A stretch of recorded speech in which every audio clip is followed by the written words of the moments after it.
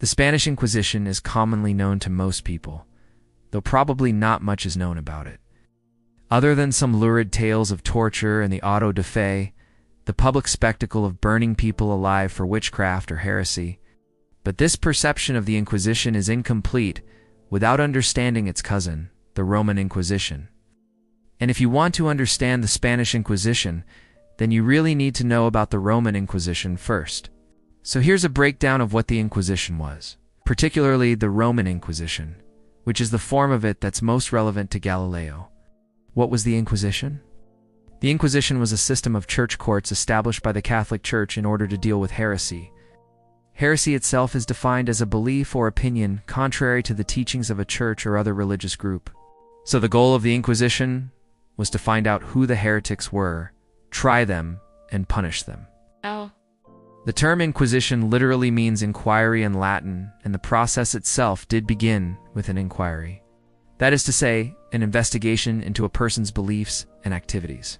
If there was enough evidence to support the claim that someone was a heretic, then they would be formally charged. Then after a trial, which may or may not have been fair and impartial, the punishment would be meted out.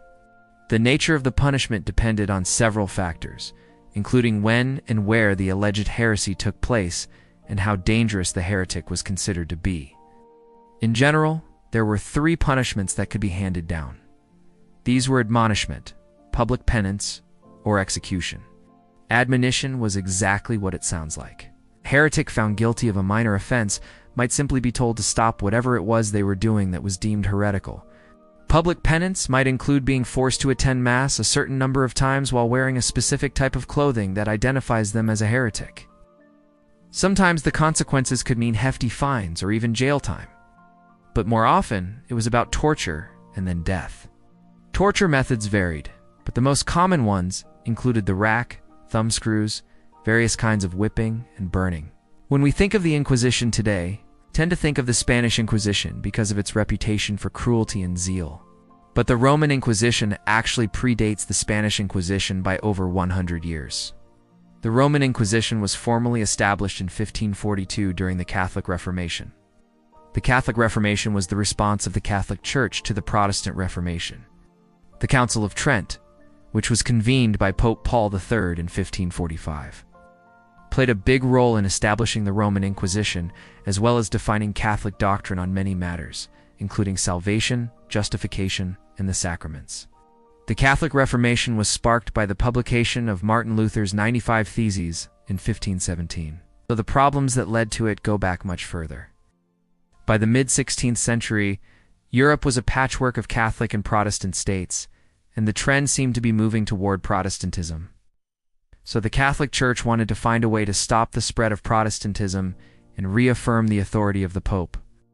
The Roman Inquisition was the solution. To combat the spread of heresy, the Catholic Church created a special court, the Holy Office, which was given the power to judge those accused of heresy.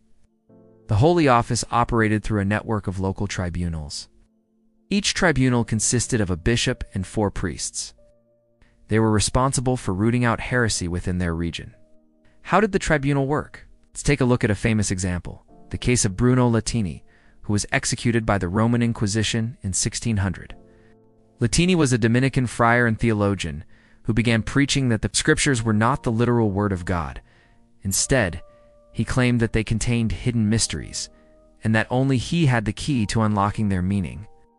These ideas were, of course, heretical, and so he was reported to the Holy Office. A Dominican friar named Melchior del Monte was sent to Venice to investigate the matter. Del Monte first went to see Bruno and questioned him about his views. He then gathered testimony from others who had heard Bruno preach and decided that there was enough evidence to warrant a full investigation. A formal complaint was drawn up and delivered to Bruno, along with a list of 43 propositions that he was accused of believing or teaching. Bruno was given the opportunity to respond to the charges against him. He denied them all. Bruno was then subjected to a series of interrogations, during which he was tortured in an attempt to extract a confession. He eventually confessed to some of the charges, specifically that he believed the Bible should not be interpreted literally. He was found guilty and sentenced to be burned at the stake. The story of Bruno is a fairly typical example of how the Roman Inquisition worked. If a heretic was suspected, an investigation was launched, then a trial, and then a punishment. But not every trial resulted in Bruno's fate. Sometimes the accused were acquitted. There are times they were punished in less severe ways. In 1616, the Roman Inquisition had declared heliocentrism to be formally heretical and had ordered Galileo not to hold, teach, or defend it. You can watch our previous video about that for more details. But in 1632, Galileo published his dialogue concerning the two chief world systems, which was seen as a violation of that order. The Roman Inquisition had already made it clear that heliocentrism was heretical, and many people, including some high-ranking church officials, felt that Galileo was being deliberately provocative. So Galileo was summoned to appear before the tribunal in Rome. He arrived in the city on February 12, 1633, and was immediately placed under house arrest. On April 22nd, he was officially charged with heresy. Specifically, he was charged with having written and published arguments in favor of heliocentrism. Galileo's trial was something of a spectacle. People came from all over Italy to watch the proceedings, and there was a great deal of publicity surrounding the event. Some people, including many scientists and intellectuals, felt that Galileo was being persecuted for his views. Others felt that he had brought this on himself by being so stubborn and unwilling to compromise. The trial itself was a sham. From the beginning, Galileo knew that he was guilty of heresy, and the tribunal was eager to convict him. They had already made up their minds that he was a heretic and was guilty of a grave offense against the church. They gave him no opportunity to mount a defense, and they ignored all of the evidence he presented. In the end, Galileo was found vehemently suspect of heresy. On June 22, 1633, he was forced to recant his views and was sentenced to house arrest for the rest of his life. He spent his final years at the monastery of Santa Croce in Florence. He was allowed to keep his title and his pension, and he was visited frequently by friends and family. He died on January 8, 1642. His book Dialogue concerning the two chief world systems was also banned.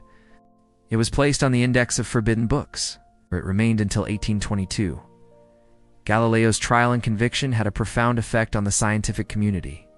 Many scientists and intellectuals either left Italy or went into hiding.